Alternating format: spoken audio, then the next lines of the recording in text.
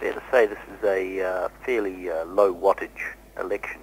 There's been real progress here, and quite remarkable progress, but it hasn't been getting the attention. Nonetheless, this remains a very important election. Just about everybody expects the incumbent, Dr. Susilo Bambang Yudhoyono, to win quite comfortably, having a second 5-year term. If that happens as expected, it will be seen as a sign that Indonesia's democracy will sort of further bed down, and it's time perhaps for the country to assert itself a little more. It is by far the biggest country in Southeast Asia. It's the biggest Muslim majority nation on earth. It's the fourth biggest country on earth.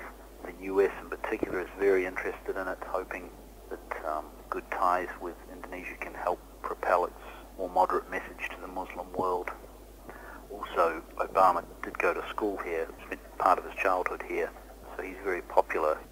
Pretty clear the West is pretty happy with the status quo and will be more than happy if Yudhoyono won. That's the message I'm being given here. And not just the West, a lot of Asian nations feel the same way. A stable Indonesia is good for everybody. Quite how they would feel about an Indonesia that kind of asserts itself a bit more internationally, we'll have to wait and see.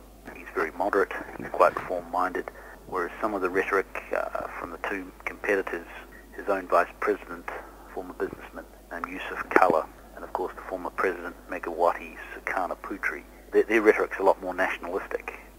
There's a few question marks there as to quite what road they would take Indonesia down. But it's widely seen as being a done deal. Not a done deal as such, but a shoo-in for Yudhoyono.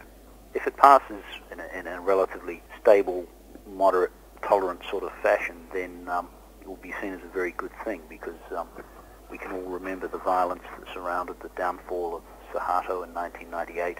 I was here for that, and it was very grim indeed.